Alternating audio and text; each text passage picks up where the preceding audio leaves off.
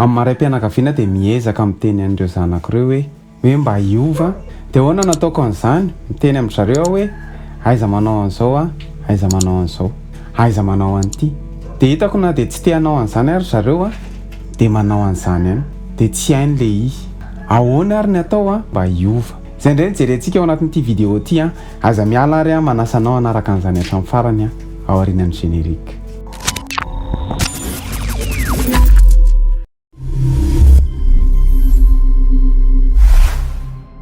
Faly miarabantsika rehetra tompoko ny tafaverina ao anatin'ity vidéo vaovao ity mino izay fa salama tsara ianao manona ny fiadanan'ny tompo amintsika rehetra. Ahoana ny atao mba hiova? Ny fiovana dia manomboka amin'ny fahalalanao ny tenanao, manomboka amin'ny identité anao. Tsy afaka andeha amin'ny famasinana ianao raha tsy fantatra hoe olona masina ianao, raha tsy ekenao hoe masina ianao.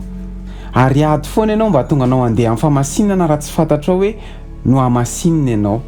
Ary ny faharoa ny atonga antsika hiova dia ao amin'ny fomba fisainantsika, manomboka atao amin'ny fisainana.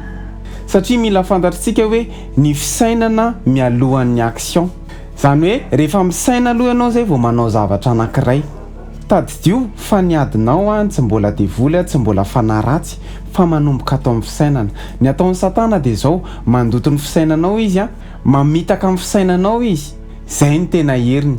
Mandefa fisainana tsy avy amin'Andriamanitra izy hoe ianao dia malemy ianao dia mpanota, tsy vitanao io maloto loatra ianao, tsy afaka miaina amin'ny famasinana ianao.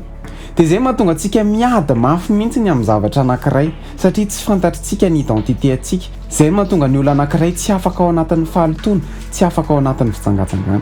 Noho izany tiako azonao hoe raha mbola tsy miova ny fomba fisainantsika, raha mbola tsy miova amin'ny fanavaozana ny saina isika dia tsy hiova mihitsy ny fiainantsika.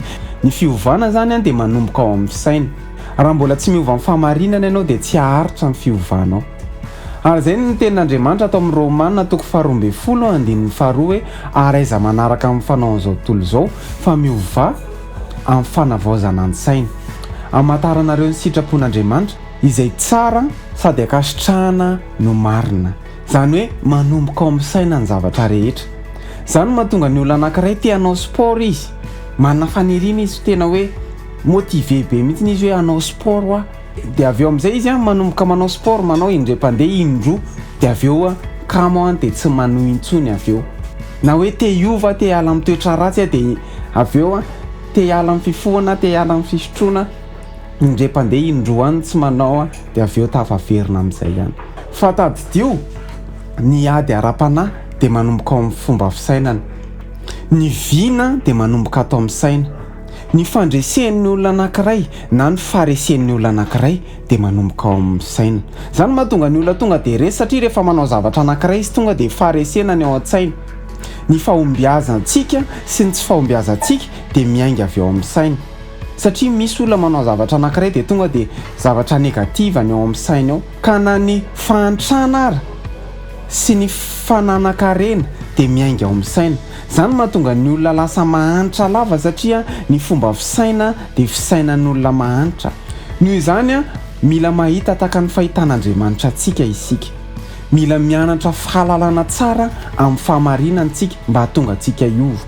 Amin'ny herin'ny androany dia mbola hizara fomba fisainana tahaka izany ihany hoe ahoana natao mba hiovana, ahoana natao mba handresena. Raha nafinaritra anao ny vidéo dia aza misalasala, milike sy micommente sy mipartage. Dia raha mbola tsy abonné amin'ny page ianao dia manasa anao hisabonina amin'ny page dia manome fotoana antsika amin'ny herin'ny an'io toy izao indray